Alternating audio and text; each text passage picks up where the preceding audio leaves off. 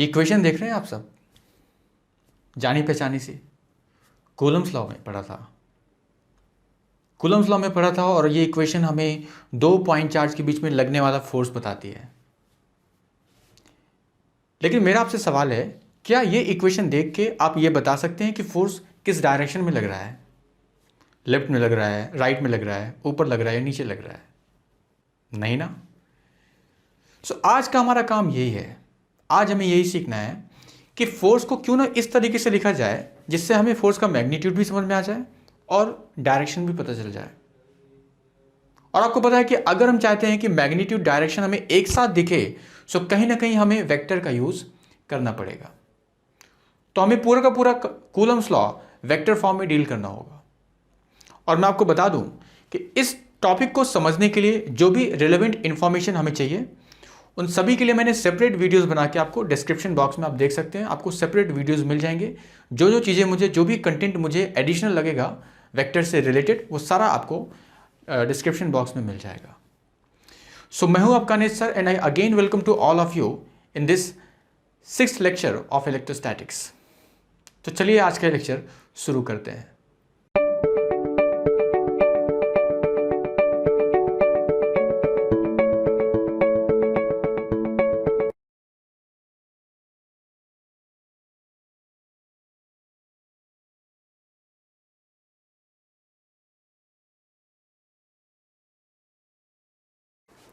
तो चलिए आप सभी हेडिंग डाल लीजिए। आज का हमारा टॉपिक है Coulomb's law in vector form.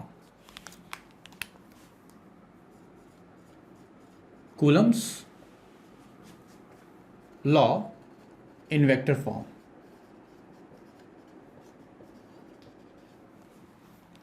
एक डायग्राम मैंने यहां पे ड्रॉ किया हुआ है। आपको तीनों एक्सिस दिख रही हैं, x axis, y axis, z axis, जिसे हम बोलते हैं कार्टेशियन सिस्टम। और स्पेस में हमने यहाँ पे दो चार्जेस लिए हुए हैं, एक Q1 है और एक Q2 है। और मैं यहाँ पे कुछ पोजीशन वेक्टर ड्रॉ कर रहा हूँ, और पोजीशन वेक्टर क्या होता है इससे रिलेटेड सारी इंफॉर्मेशन आपको डिस्क्रिप्शन में मिल जाएगी, तो आप वहाँ जाके भी देख सकते हैं जिनको नहीं पता हो। सो ये हमारा हो गया Q1 का पोजीशन वेक्टर R1, और इसी तरह से Q2 को अगर मैं ऑरिजिन से ज्वाइन करूँ, so this is the position vector of charge Q2. So R1 is the position vector of Q1, R2 vector is the position vector of Q2. फिलहाल इस लॉ को डिराइव करने के लिए मैंने दोनों चार्ज पॉजिटिव लिए हैं, लेकिन जो हम रिजल्ट निकालेंगे वो हर तरह के चार्जेस के लिए वैलिड होगा, चाहे वो पॉजिटिव हो चाहे वो नेगेटिव चार्ज हो। अब चूंकि हमने दोनों चार्जेस पॉजिटिव लिए हैं, दोनों का नेचर सेम है, सो आपने पढ़ा था कूलम्स लॉ में कि ये दोनों एक दूसरे को रेपेल करेंगे।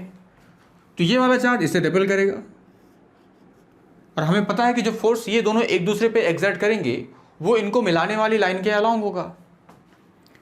इस फोर्स को मैं नाम क्या दे रहा हूं कि फोर्स लग किस पे रहा है, 2 पे। तो फोर्स ऑन 2 लगाया किसने, 1 ने। और हमें सब कुछ इस बार वेक्टर फॉर्म में डील करना है। इसी तरीके से अगर इसने इस पे फोर्स लगाया तो from Newton's third law of motion Q2 भी इस पे फोर्स एक्सर्ट करेगा, और ये फोर्स हमने बोल दिया ये हमारा फोर्स हो गया। फोर्स लग रहा है 1 पे, लगाया किसने, 2 ने। इसके अलावा मुझे यहां पे एक और वेक्टर की जरूरत है, और वो वेक्टर है position vector. Already 2 position vector यहां पे हैं, लेकिन आपने भी जो दोनों पोजीशन वेक्टर लिखे हैं वो किसके किसके लिखे हैं, Q1 और Q2 के। लेकिन अब यहां पे मुझे एक तीसरा पोजीशन वेक्टर चाहिए जो कि Q2 की पोजीशन बताए 1 के रिस्पेक्ट में, या Q1 की पोजीशन बताए 2 के रिस्पेक्ट में, ऑरिजिन के रिस्पेक्ट में नहीं। क्लियर? तो सपोज अगर मुझे निकालना है फोर्स ऑन 2 एक्सर्टेड बाय 1, तो इसके लिए मैं पोजीशन वेक्टर ले रहा हूं 2 का 1 के रिस्पेक्ट में, ताकि दोनों सिमिलर सिमिलर रहें। This is force on 2 due to 1, this is position vector of 2 as seen from 1। तो वो वेक्टर कैसा बनेगा, ये वाला वेक्टर कैसा बनेगा अगर मैं इसको ड्रॉ करना चाहूं? तो बस आपको करना क्या है, 2 की पोजीशन 1 के रिस्पेक्ट में, तो 1 और 2 को ज्वाइन कीजिए, और पोजीशन किसकी होनी चाहिए, 2 की। तो एरो जो बनेगा वो 2 की तरफ बनेगा, और ये जो वेक्टर हमने ड्रॉ किया है this is position vector of 2 with respect to 1। वही अगर आपको 1 की पोजीशन 2 के रिस्पेक्ट में बतानी होती तो फिर आपका एरो कैसा बनता, अपोजिट। क्लियर। तो सपोज मुझे ये वाला फोर्स निकालना है, ये वाला फोर्स वेक्टर फॉर्म में हम कैसे लिखेंगे। क्लियर। तो चलिए स्टार्ट करते हैं अपना टास्क।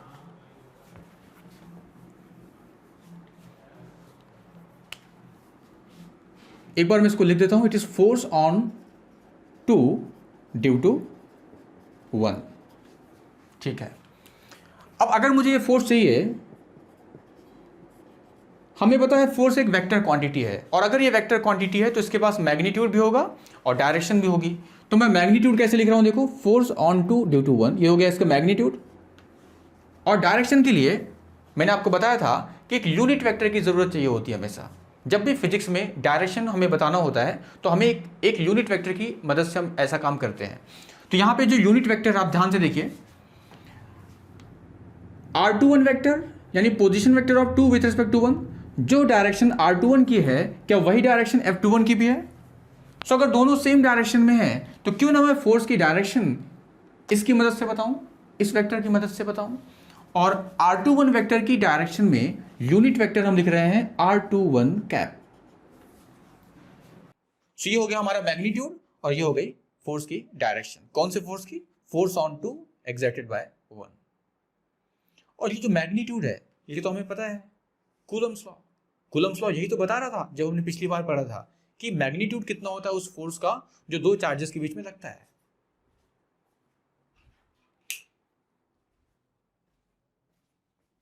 तो कितना हो जाएगा magnitude, k q1 q2 upon R square.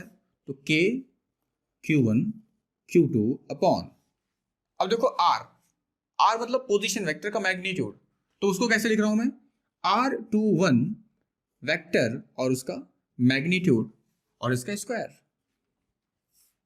और यहां पे मैं लिख रहा हूं r21 कैप। सो ये हो गया हमारा मैग्नीट्यूड, ये हो गया डायरेक्शन। आगे बढ़ते हैं, k q1 q2। अब देखो यूनिट वेक्टर कैसे निकालते हैं, इसकी भी मैंने सेपरेट वीडियोस बना के डिस्क्रिप्शन में इसकी लिंक दे दी है, आप उसे देखिएगा। अगर आप किसी वेक्टर की डायरेक्शन में यूनिट वेक्टर चाहते हैं तो आपको करना क्या होता है, उस वेक्टर को उसी के मैग्नीट्यूड से डिवाइड करना होता है। तो अगर आप उस वेक्टर को उसी के मैग्नीट्यूड से डिवाइड कर देंगे तो आपको उस वेक्टर की डायरेक्शन में क्या मिल जाएगा, यूनिट वेक्टर। तो यहां पे अगर मुझे r21 कैप चाहिए, यानी मुझे इस वेक्टर की डायरेक्शन में एक यूनिट वेक्टर चाहिए, तो मैं इस वेक्टर को इसी के मैग्नीट्यूड से डिवाइड कर दूंगा। तो मुझे क्या मिल जाएगा, r21 vector divide by r21 vector का मैग्नीट्यूड। और ऑलरेडी यहां पे लिखा हुआ है r21 के मैग्नीट्यूड का स्क्वायर। तो हमारे पास फाइनल रिजल्ट क्या आ गया कि it is k q1 q2 upon r21 का क्यूब इंटू r21 वेक्टर। ये हो गया हमारा force on 2 due to 1। Clear. वैसे ये भी हमारा Coulomb's law in vector form है, लेकिन मैं थोड़ा सा और कुछ स्टेप्स इसमें ऐड करना चाहूंगा। अगर आप इस डायग्राम को देखें, इसे मैंने O नाम दिया है, ऑरिजिन। इस पॉइंट को मैं सपोज P नाम दे दूं। सो this is P and this is Q. This point is P and this point is Q. तो एक ट्राइंगल आपको दिख रहा है OPQ, और इस ट्राइंगल में जो मुझे वेक्टर्स दिख रहे हैं, अगर मैं उन वेक्टर्स के लिए triangle law of vector addition का यूज करूं, triangle law of vector addition, तो मुझे क्या मिलेगा। अगर मैं triangle law of vector addition use करूं, triangle law of vector addition,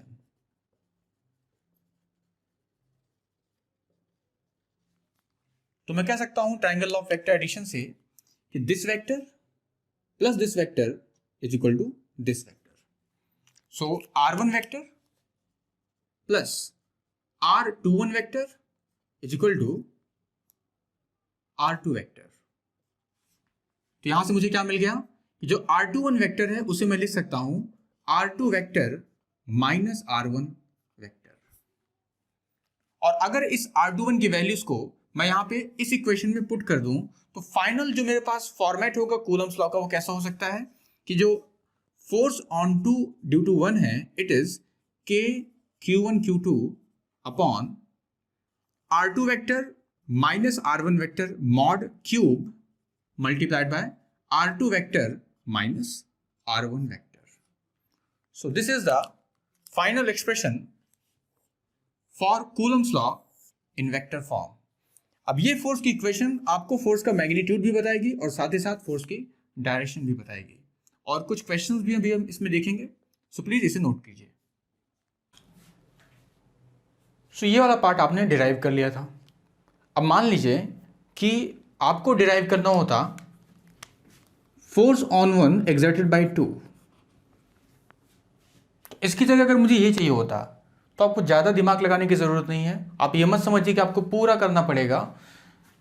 हमें पता है कि from Newton's third law of motion these two forces are equal in magnitude but opposite in direction. So I can say that this force is nothing but negative of force on two exerted by one. So अगर आपने ये force निकाल दिया है तो आप इसकी मदद से force on one exerted by two भी कैलकुलेट कर सकते हैं. तो आपको इसके लिए सेपरेट से कुछ सॉल्व करने की ज़रूरत नहीं है. आप सिंपली ये स्टेप लिख सकते हैं और इस तरीके से आपका force on one exerted by two भी आ जाएगा. अब मैं आपको यहां पे समझाना चाहूंगा कि अगर इस इक्वेशन पे बेस्ड कुछ क्वेश्चंस आपको आते हैं, पूछे जाते हैं आपसे, तो आप उसको उन क्वेश्चंस को टैकल कैसे करेंगे. तो न्यूमेरिकल अप्रोच क्या होगी ऐसे क्वेश्चंस के लिए. तो मैं आपको कुछ इंपॉर्टेंट बातें बताने जा रहा हूं, उन पॉइंट्स को आप नोट कीजिए. देखिए, मैंने आपको शुरुआत में ही बता दिया था कि हमने इक्वेशन जब डिराइव की है तो हमने चार्जेस को कैसे लिया था, positive.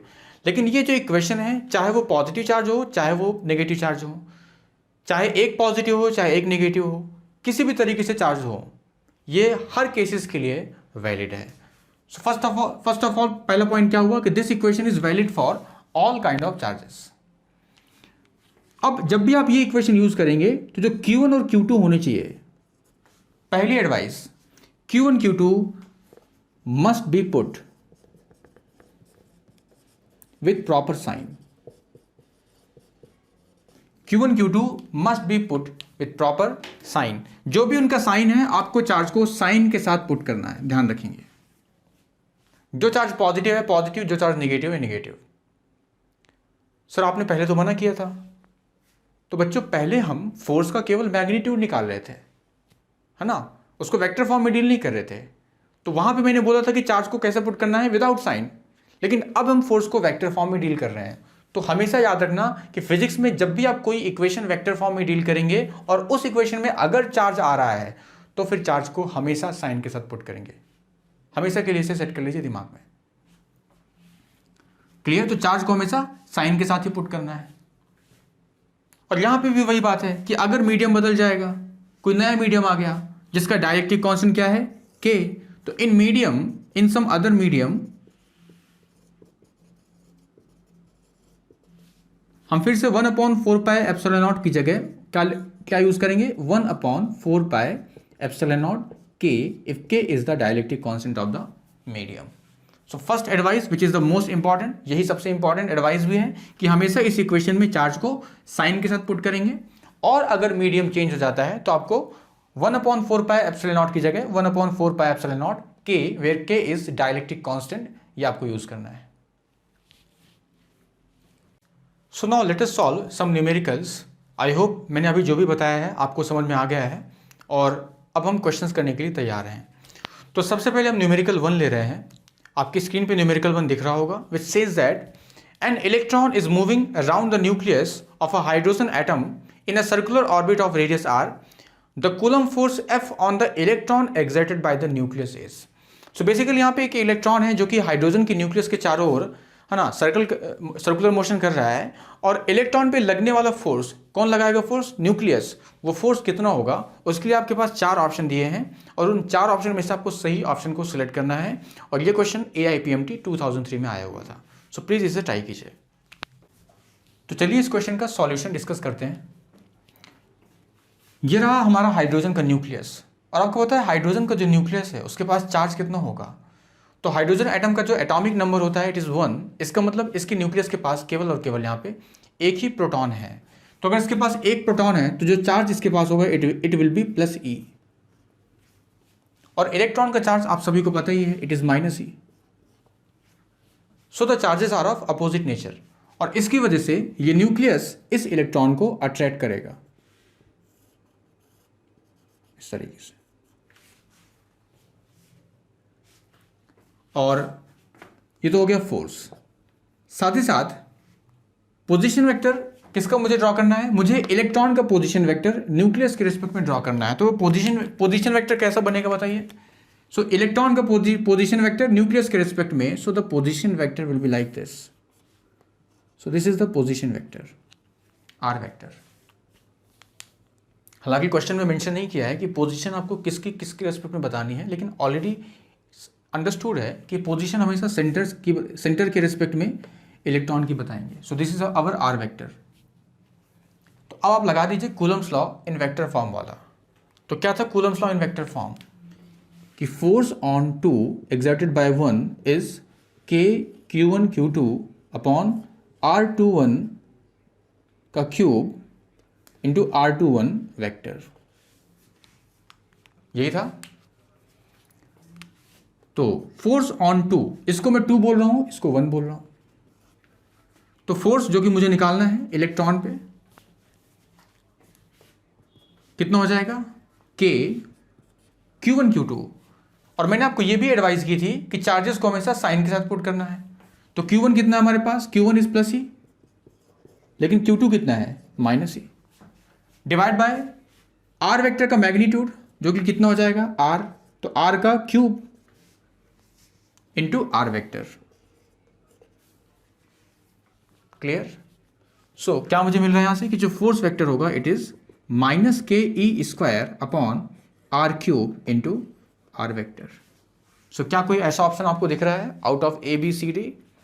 So yes, option C should be the right answer. तो ये हमारा ऑप्शन सी है।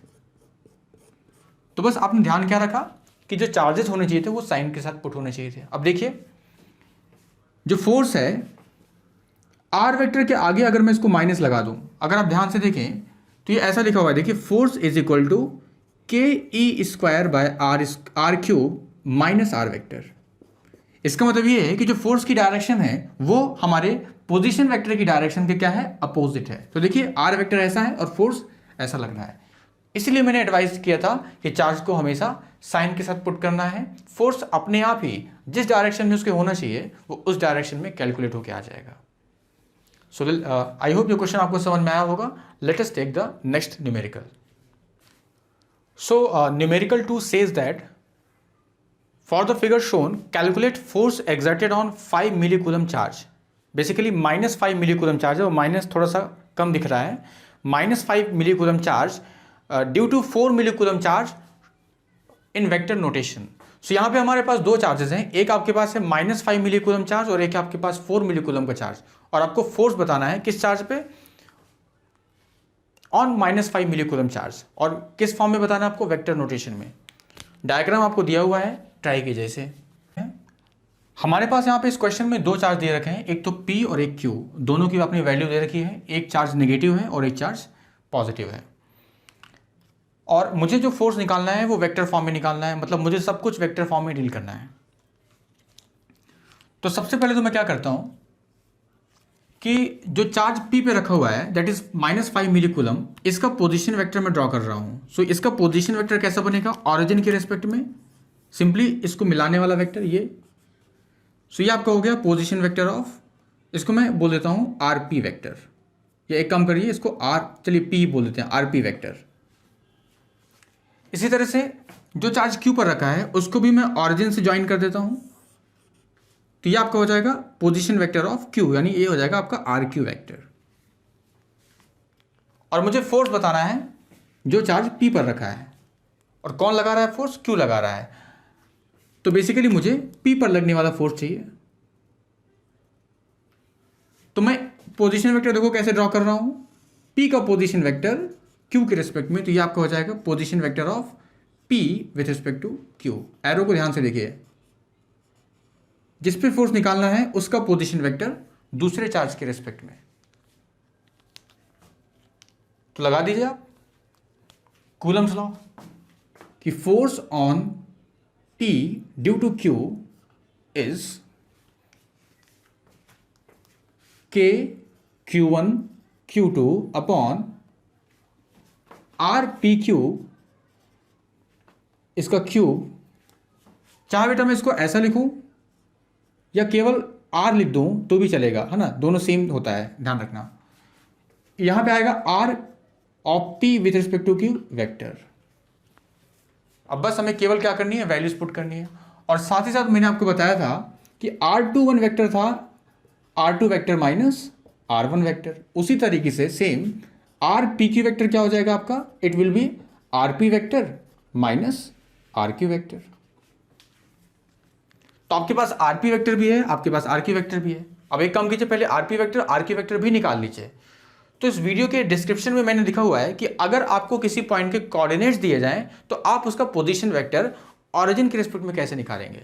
तो आप उस वीडियो को देखिएगा। मैं यहाँ पे डायरेक्ट आरपी और आरक्यू की वैल्यू पुट करने वाला हूँ। आरपी हमारे पास क्या हो जाएगा, तो बताइए पी के कोऑर्डिनेट्स क्या हमें क्या दे रखे हैं, पी के कोऑर्डिनेट्स हैं 1, 4, 3। तो पी आरपी वेक्टर जो होगा it is x i cap y j cap 3 k cap. तो it is i cap plus y कितना हमारे पास 4, तो 4 जे कैप और 3 के कैप। सो ये आपके पास आरपी आ गया।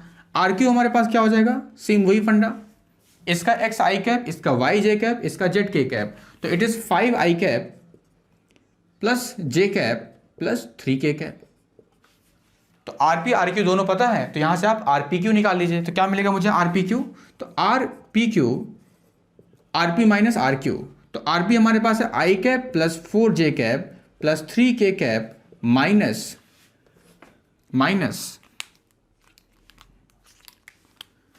5 आई cap plus J cap plus 3 k cap.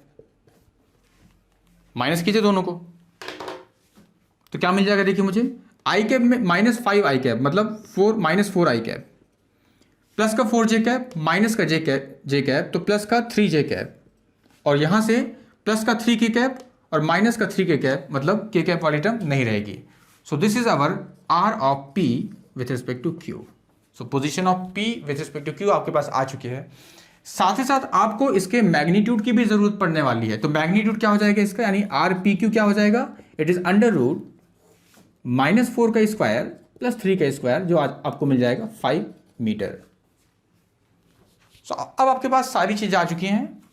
Are p Q भी है, यानी मैग्नीट्यूड भी है आर पी क्यू का, are p Q vector form में भी है, और साथ ही साथ आपको चार्जेस भी पता है। तो चलिए वैल्यूज पुट कर देते हैं इस इक्वेशन में। सो यहां से अगर मैं फोर्स के लिए सॉल्व करूं तो इट इज के की वैल्यू आपको पता है 9 × 10⁹ Q1 Q2 चार्ज को साइन के साथ पुट करेंगे।